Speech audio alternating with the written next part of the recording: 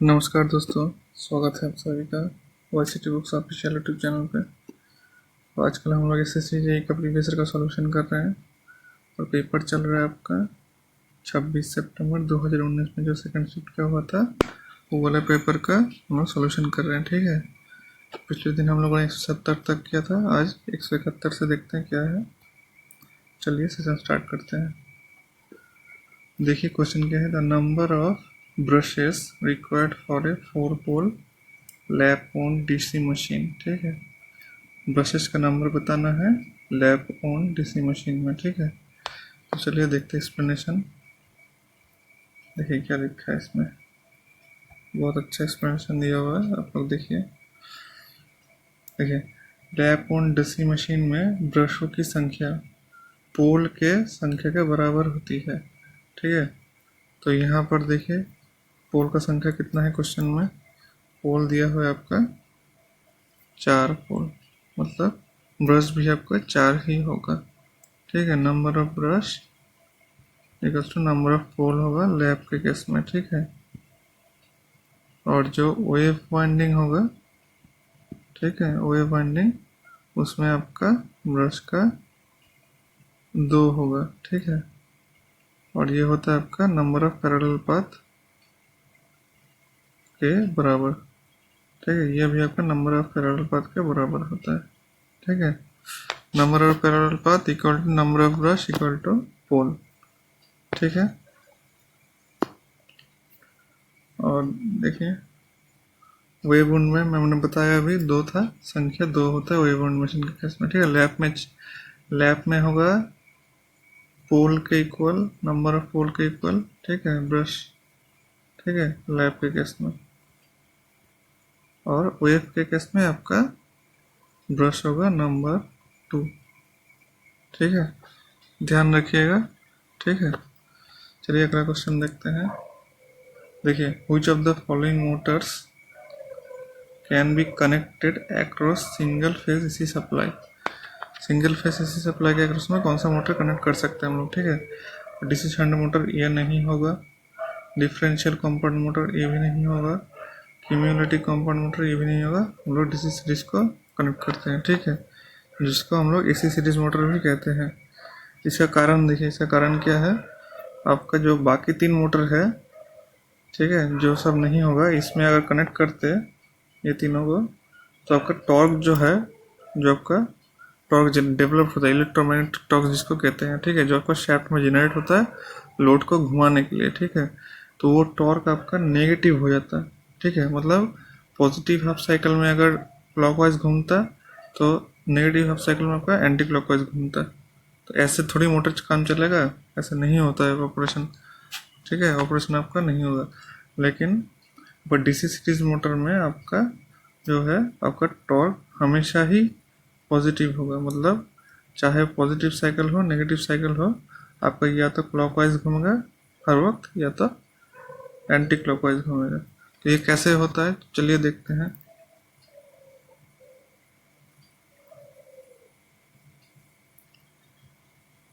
Draw कर देता हूँ आपका सीरीज जो मोटर होता है उसका। ठीक है, ठीक है, सीरीज डीसी सीरीज मोटर का एक इमेज ड्रॉ कर देता हूँ, आप लोगों को आसानी होगी समझने में। ठीक है, ये हो गया आपका टर्मिनल वोल्टेज यहाँ पे VT। ठीक है, यहाँ पे आपका I, यहाँ पे आपका I फ्लो हो रहा है। ठीक है, ये आपका IF है, ये आपका IA है। अब IA इक्वल्स टू IF है सीरीज के केस में, सब जानते हैं। ठीक है, तो अब देखिए हम लोग क्या जानते हैं, टॉर्क का जो इक्वेशन होता है आपका, टॉर्क का इक्वेशन क्या होता है, फाई IA। ठीक है, अब देखिए हम लोग का पॉजिटिव जो हाफ साइकिल है, ठीक है, पॉजिटिव हाफ साइकिल में आपका करंट मानिए ऐसे फ्लो हो रहा है। ठीक है, ऐसे फ्लो हो रहा है, तो आपका जो IF है और I है दोनों पॉजिटिव होगा। IF equals to positive equals to positive होगा तो क्या, I F equals to positive equals to I A. ठीक है, अब देखिए ये हो गया पॉजिटिव हाफ साइकिल और दूसरा है नेगेटिव हाफ साइकिल। ठीक है, नेगेटिव हाफ साइकिल में क्या होगा, ये करंट आपका ऐसे फ्लो नहीं होगा, ऐसे फ्लो होगा उल्टी दिशा में। इस केस में क्या होगा आपका, यही आपका आई एफ जो है ये नेगेटिव हो जाएगा, आई एफ नेगेटिव हो जाएगा और आई ए भी नेगेटिव हो जाएगा, उल्टी दिशा में होगा। इस केस में क्या होगा, देखिए टॉर्क जो है आपका माइनस, अगर आई एफ अगर माइनस हो जाएगा, ठीक है, इस दिशा में घुसेगा तो आपका फ्लक्स भी ऑपोजिट हो जाएगा, मतलब आपका ये जो फाई है फाई भी नेगेटिव हो जाएगा। ठीक है, माइनस फाई हो जाएगा और इधर माइनस आई ए हो जाएगा। तो अल्टीमेटली आपका टॉर्क जो है माइनस माइनस प्लस होगा तो हो जाएगा फाई आई ए। मतलब आपका टॉर्क पहले जो था पॉजिटिव, यहाँ पर जो पॉजिटिव था अब भी पॉजिटिव ही रहेगा। ठीक है, समझ गए आप, मतलब आपका या तो क्लॉकवाइज घूमेगा मशीन या तो एंटी क्लॉकवाइज, मतलब आपका टॉर्क था, टॉर्क हो गया यूनी डायरेक्शनल, मतलब एक ही दिशा में आपका टॉर्क जनरेट होगा। ठीक है, समझ गए आप लोग क्यों हम लोग डीसी सीरीज मोटर को एसी में भी वर्क कर सकते हैं। और बाकी जो है आपका मशीन है उसमें आपका फ्लक्स का डायरेक्शन चेंज नहीं होता है, सिर्फ आपका आर्मेचर करंट का डायरेक्शन चेंज होता है, इसलिए आपका जो है आपका टॉर्क, मतलब नेगेटिव साइकिल में आपका टॉर्क नेगेटिव हो जाता है। ठीक है, बाकी तीनों मशीन्स में, समझ गए। तो ये है आपका एक्सप्लेनेशन, इसका एक बार देख लीजिएगा पॉज करके। ठीक है, चलिए हम लोग आगे बढ़ते हैं। देखिए अगला क्वेश्चन क्या है, देखते हैं।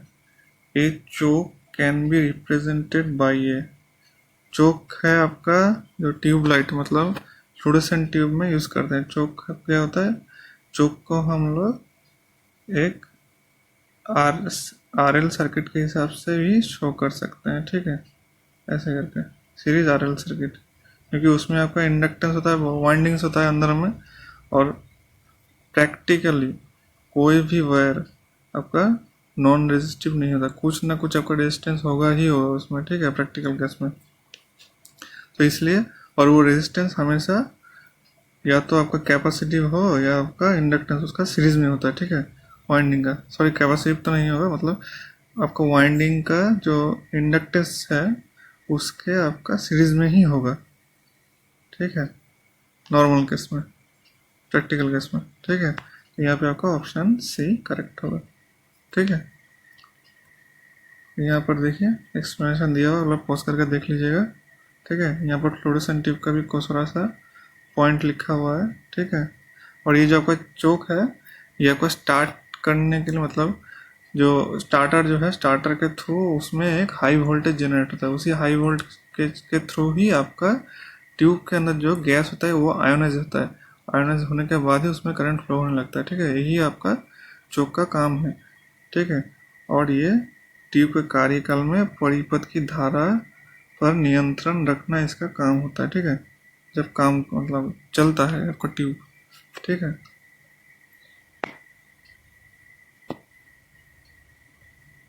चलिए अगला क्वेश्चन देखते हैं। देखिए, which of the following is not an expression to find a self inductance। ठीक है, तो सेल्फ इंडक्टेंस मतलब आपका एल, एल को निकालने के लिए हम लोग का कौन सा रिलेशन सही नहीं है। तो यहाँ पर देखिए, यहाँ पे एक चीज़ अच्छे से दिया हुआ है। देखिए हम लोग क्या जानते हैं, आपका फ्लक्स लिंकेज जो होता है, मैंने पहले भी बताया था, फ्लक्स लिंकेज होता है पर lambda equals to L I, sorry lambda equals to होता है आपका एल आई। ठीक है, इक्वल्स टू एन फाई, ये आपका फ्लक्स लिंकेज है। ठीक है, वहीं से आया है L equals to N phi by I, उसके बाद N phi by I, phi आपका है एन फाई, ये देखिए फाई आपका एन आई बाई ये है रिलक्टेंस, ठीक है, एन बाई रिलक्टेंस, और रिलक्टेंस का फॉर्मूला ये होता है L by A mu naught mu R, ठीक है। तो यहीं से आपका ये वाला ऑप्शन आ जाता है, ये वाला आता है, ठीक है।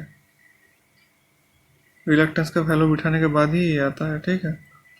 और एन स्क्वायर कैसे आया, एन स्क्वायर आपका ऐसे आया, देखिए यहाँ पर था क्या एन फाई बाई आई, ठीक है। यहाँ फाई का वैल्यू हम लोग क्या लिख सकते हैं, phi equals to N I by reluctance, ठीक है। तो यहाँ पे आई आई कट गया, बाकी आपका एन स्क्वायर बाई एस हो गया, ठीक है। एस मतलब यहाँ पे रिलक्टेंस है, ठीक है।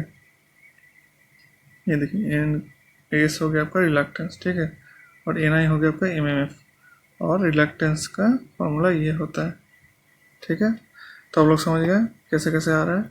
तो यहाँ पर देखिए आपका सेल्फ इंडक्टेंस जो होता है वो आपका एकमात्र ऑप्शन ए ही नहीं होगा, क्योंकि एन फाई जो होता है वो आपका अभी मैंने बताया एल आई के समान होता है, और एल आई क्या होता है आपका फ्लक्स लिंकेज, मतलब ए है आपका फ्लक्स लिंकेज, ठीक है, और बाकी बी सी डी है आपका सेल्फ इंडक्टेंस मतलब एल है, बी सी डी आपका एल, और ए है आपका फ्लक्स लिंकेज लैम्डा, ठीक है। तो यहाँ पर आप लोग एक्सप्लेनेशन दिया हुआ है, एक बार देख लीजिएगा अपने से पॉज करके, ठीक है। चलिए तब अगला क्वेश्चन देखते हैं। देखिए अगला क्वेश्चन क्या लिखा हुआ है, a coil of 360 turns is linked by a flux of 200 microweber, ठीक है। If the flux is reversed in 0.01 second then find the EMF induced in the coil. हम लोग को ईएमएफ निकालना है, टाइम दिया हुआ है, ठीक है, फ्लक्स दिया हुआ है, और नंबर ऑफ टर्न्स दिया हुआ है। तो ये चारों टर्म हम लोग को किस में दिखता है, आपका फैराडे कम लेंज लॉ दोनों में, ठीक है। तो देखिए E is equals to N D phi D T, तो एन दिया हुआ है हम लोग का, डी फाई दिया हुआ है, ठीक है, डी टी दिया हुआ है, और हम लोग को ई निकालना है, ठीक है। तो देखिए डी टी यहाँ पे क्या बोल रहा है आपका, देखिए linked by a flux of 200 microweber, ठीक है। यहाँ बोल रहा है if the flux is reversed in 0.01 second, ठीक है। इसका मतलब आपका फ्लक्स आपका रिवर्स हो रहा है, ठीक है। तो अगर रिवर्स हो रहा है मतलब आपका यहाँ मानिए आपका 200 है, ठीक है, यहाँ पर वैल्यू, और यहाँ पर -200, तो हम लोगों को इसका डिफरेंस निकालना होगा। डिफरेंस निकाल के आपका डिफरेंस कितना आ रहा है, देखिए यहाँ पे हो जाएगा आपका D phi, change in flux हो जाएगा आपका -200 माइनस ऑफ 200 मतलब 400 माइक्रोवेवर, ठीक है। यहाँ पर आप लोग गलती मत कर दीजिएगा कि डी फाई को हम लोग क्वेश्चन में 200 दिया हुआ है कि 200 ही ले लें, ये गलत हो जाएगा, ठीक है। तो यहाँ पे आपका चेंज इन फ्लक्स देखना होगा, मतलब आपका पॉजिटिव साइकिल में कितना जा रहा है हाइस्ट, और नेगेटिव साइकिल में कितना जा रहा है, ठीक है। ये दोनों का आपका डिफरेंस देखना होगा हाइस्ट पॉइंट का। तो आपका ये हो जाएगा आपका 400 माइक्रोवेवर, ठीक है। और टाइम हम लोग का दिया हुआ है 0.01 सेकेंड में आपका रिवर्स हो रहा है। 0.01 सेकेंड में कितना हो रहा है, यहाँ से लेके यहाँ तक आपका टाइम है 0.01 सेकेंड, ठीक है। तो बाकी सब वैल्यू तो हम लोग को दिया हुआ है, ठीक है। तो वैल्यू को पुट करिए एन डी फाई और डी टी, तो आपका आंसर आ जाएगा 14.4 वोल्ट, ठीक है। ये बात आप लोग ध्यान में रखिएगा कि इसमें आप लोगों को चेंज ऑफ फ्लक्स देखना है, ठीक है, ना कि आप लोगों को बस फ्लक्स का वैल्यू पुट करना है। तो आपका ऑप्शन में भी दिया रहेगा, आप लोग आंसर टिक करके भी गलत हो जाएगा। आप लोग टिक करके आएंगे 7.2 और आंसर हो जाएगा आपका 14.4, ठीक है, ये आप ध्यान में रखिएगा। उसके बाद देखते हैं, if V is the voltage phasor and I is the current phasor, then VI represents, VI conjugate है, यहाँ पे देखिए, यहाँ पे कॉन्जुगेट है, VI कॉन्जुगेट है, ठीक है। वी कॉन्जुगेट क्या रिप्रेजेंट करता है ये पूछा है, तो ऑप्शन देखिए क्या क्या दिया हुआ है। देखिए एक्टिव पावर नहीं होगा, रिएक्टिव पावर भी नहीं होगा। वी आई कॉन्जुगेट होता है आपका कॉम्प्लेक्स पावर कहते हैं इसको, ठीक है। यहाँ पर ऑप्शन कोई भी सही नहीं है हिसाब से, लेकिन फिर भी आपको 4 ऑप्शन दिया गया है, तो आप डी को टिक कर सकते हैं, लेकिन डी भी करेक्ट ऑप्शन नहीं है, क्योंकि इसको हम लोग कहते हैं कॉम्प्लेक्स पावर, ठीक है। कॉम्प्लेक्स जो कि होता है आपका active power plus imaginary reactive power, और जो आपका मोड वैल्यू होता है आपका वी कॉन्जुगेट का,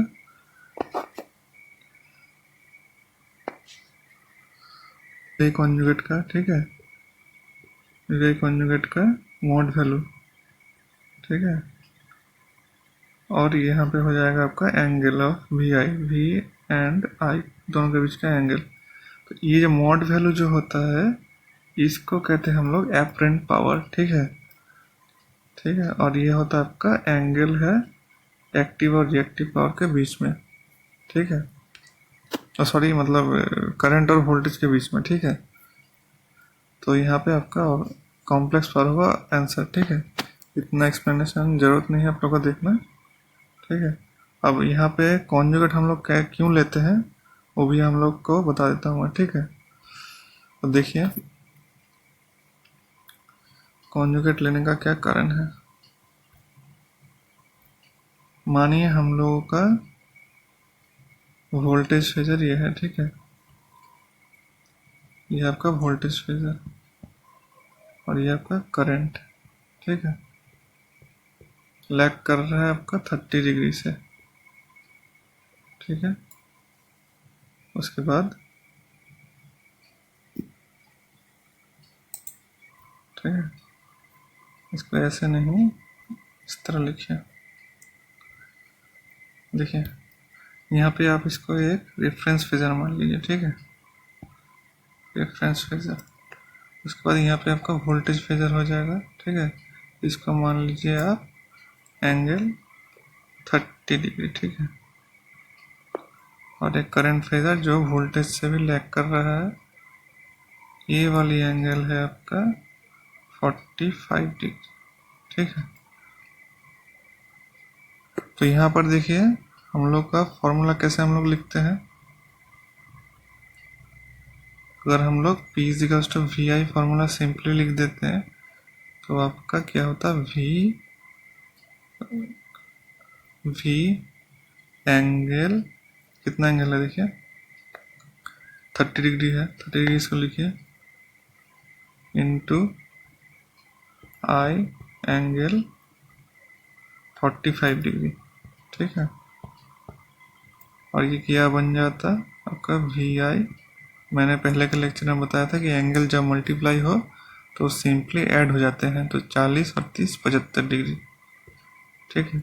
और ये एंगल होता है आपका वी और आई के बीच में एंगल जो है उसको यहाँ पे लेते हैं, ठीक है। लेकिन आप लोग यहाँ पे एक चीज़ ध्यान दीजिए, यहाँ पे वी और आई के एंगल के बीच में कितना एंगल है, ये एंगल कितना होगा आपका 45 माइनस 30, ये होता है आपका 15 डिग्री एंगल होगा, ठीक है। लेकिन हम लोग यहाँ पे कितना निकला 75 डिग्री निकल गया, मतलब ये गलत है। इसी कारण से हम लोग लेते हैं V I conjugate, V I conjugate. Conjugate लेंगे तो क्या होगा आपका वी 30 होगा, वी आपका 30 होगा, एंगल 30 होगा, और आई क्या हो जाएगा आपका, कॉन्जुगेट लिए मतलब एंगल के सामने एक माइनस आ जाएगा, -45। तो यहाँ पे क्या आ जाएगा वी एंगल 30, मतलब ऐड हो जाएगा, तो ऐड में अगर प्लस और माइनस क्या होगा, माइनस ही हो जाएगा 45।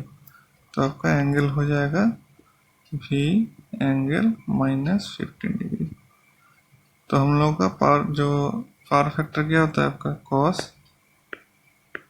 फाई होता है, ये फाई आपका, सॉरी यहाँ पे वी आई होगा, और ये एंगल आपका ये जो एंगल है ये आपका वी और आई के बीच में होता है, और 5 एंगल जो है ये भी आपका वी और आई के बीच में होता है। ठीक है, तो ये आपका कॉस -15 डिग्री हो जाएगा।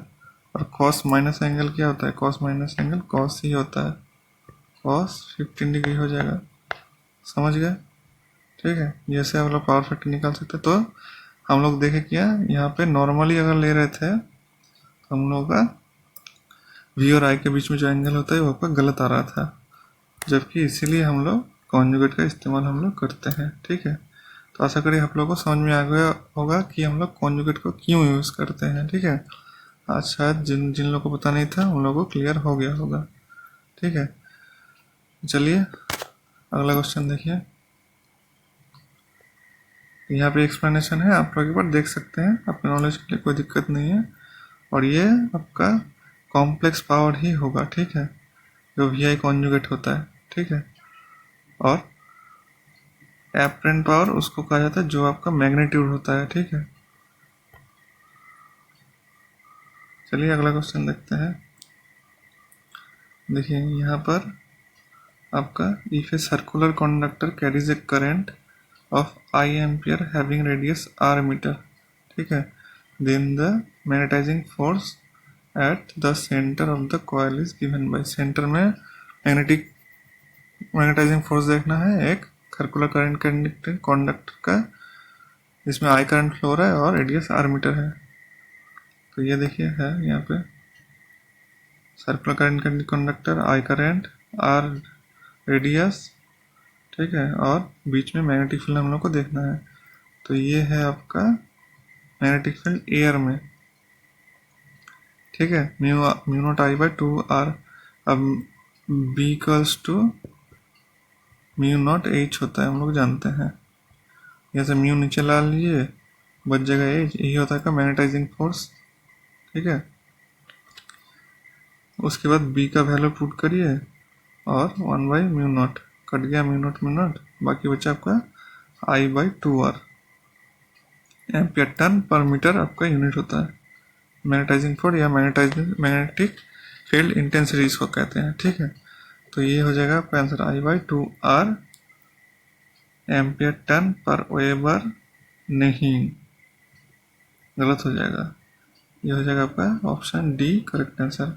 यूनिट आप लोगों को ध्यान में रखना, सॉरी ऑप्शन बी हो जाएगा ना, ऑप्शन बी हो जाएगा। और यूनिट आप लोगों को ध्यान में रखना है। ठीक है, एम्पियर टन पर वेबर, सॉरी मीटर। चलिए अगला क्वेश्चन देखते हैं। देखिए, while estimating domestic wiring cost if the length of the PVC conduit required is 62 meters। ठीक है, PVC conduit का जो आपका बाहरी जो conduit लगाते हैं हम लोग, ठीक है, बाहर में PVC वायर का जो घर में वायरिंग होता है, वायरिंग का बाहर जो conduit पाइप लगते हैं उसका 62 मीटर लेंथ है। ठीक है, then what is the length of the cable required. अब देखिए, आपको जो पाइप होता है conduit पाइप घर के वायरिंग में, उसके अंदर 3 वायर जाता है उसमें। ठीक है, एक होता है आपका लाइव, न्यूट्रल और एक अर्थिंग, मतलब 3 वायर जाता है। ठीक है, तो अगर 62 मीटर लेंथ है इसमें, ठीक है, 62 मीटर में आपका 3 वायर अगर जा रहा है तो 62 इंटू 3 हो जाएगा। ठीक है, तो यहीं पर देखिए, यहाँ पर वही लिखा हुआ है 62 इंटू 3 मतलब 186 मीटर का आपका वायर लगेगा, क्योंकि हम लोग 3 वायर को यूज करते हैं, लाइव, न्यूट्रल और अर्थ। ठीक है, इसलिए आपको 186 मीटर टोटल वायर का लेंथ चाहिए होगा। ठीक है, और 62 मीटर का आपका पीवीसी कॉन्डुइट पाइप, जिस पाइप के अंदर आपका वायर रहता है। ठीक है, समझ गए? चलिए अगला क्वेश्चन देखिए। देखिए यहाँ पे अल्फा इक्वल्स टू 60 डिग्री है। ठीक है, एक ऑल्टरनेटर का। Then find the pitch factor. Pitch factor निकालने के लिए बोला है, बहुत ही सिंपल चीज़ है, कॉस अल्फा बाई 2 फॉर्मूला होता है इसका। ठीक है, तो यहाँ पर देखिए cos alpha by 2, 60 degree by 2 लिखे हैं, कॉस 30 डिग्री, आंसर हो जाएगा आपका √3/2। ठीक है, समझ गए? चलिए अगला क्वेश्चन देखिए क्या है। देखिए, which of the following decides the direction of rotation of shaded pole motor. ठीक है, तो यहाँ पर देखिए शेडेड पोल मोटर में डायरेक्शन ऑफ रोटेशन क्या होगा, आपका अनशेडेड पोर्शन से शेडेड पोर्शन की तरफ। ठीक है, यहाँ पे क्या बोल रहा है, डिसाइड, अच्छा डिसाइड्स बोल रहा है, ठीक है, मतलब डिसाइड कौन करता है उसका रोटेशन, डिसाइड आपका करता है शेडेड पोल और अनशेडेड पोल, ठीक है, शेडेड पोल अनशेडेड पोल, ऑप्शन डी से आंसर होगा। और जो रोटेशन होता है आपका अनशेडेड पोल से शेडेड पोल की ओर रोटेट करता है, आप लोग ध्यान से याद रखिएगा, ठीक है। मैंने पहले के लेक्चर में इसका पूरा एक्सप्लेनेशन किया था कैसे काम करता है, आप लोग देख सकते हैं पहले के लेक्चर्स में जाके, ठीक है। तो आपका जो रोटेशन होता है आपका अनशेडेड पोल से शेडेड पोल की तरफ काम घूमता है, ठीक है। यहाँ पर आपका शेडिंग रिंग के थ्रू हम लोग एक लेंस लॉ को फॉलो करते हुए एक टॉर्क मतलब फ्लक्स का वेरिएशन करके हम लोग वहाँ पे स्टार्टिंग टॉर्क जनरेट करते हैं, ठीक है। स्टार्टिंग टॉर्क के दौरान आपका जो फ्लक्स होता है अनशेडेड पोर्शन की तरफ से शेडेड पोर्शन की तरफ मतलब साइकिल की तरह घूमता रहता है, ठीक है। जैसे आपका फ्लक्स पॉजिटिव नेगेटिव होता है, positive half cycle negative half cycle, उसी तरह यहाँ पे भी अनशेडेड पोर्शन से शेडेड पोर्शन की तरफ आपका एक साइकिल घूमता है, मतलब मैग्नेटिक फील्ड क्रिएट होता है, ठीक है। उसी मैग्नेटिक फील्ड के चलते आपका स्टार्टिंग टॉर्क क्रिएट होता है, एक टॉर्क जनरेट होता है, उसी टॉर्क के चलते आपका रोटर घूमता है और मोटर स्टार्ट हो जाता है, ठीक है, जिसको हम लोग शेडेड पोल मोटर कहते हैं, ठीक है। Shaded pole single phase induction motor, ठीक है। तो आपका ऑप्शन डी यहाँ पे करेक्ट होगा, ठीक है। तो देखिए इसका एक्सप्लेनेशन एक बार देख लीजिएगा आप लोग वीडियो पॉज करके, ठीक है। तो हम लोग आज तक 180 तक कर लिए, ठीक है। आप लोग इसको देखिए, इसको ध्यान से पढ़िए और इसको रिवाइज करिए, ठीक है। आपके एग्जाम के लिए बहुत बेनिफिशियल होगा, ठीक है। कोई भी डाउट है आप लोग कमेंट बॉक्स में लिखिए। वीडियो पसंद आए तो लाइक करिए, शेयर करिए अपने दोस्तों के साथ और चैनल को सब्सक्राइब करिए, ठीक है। तो जल्दी मिलते हैं आपसे, ठीक है, अगले वीडियो के साथ। तब तक चलते हैं, नमस्कार, टाटा बाय बाय।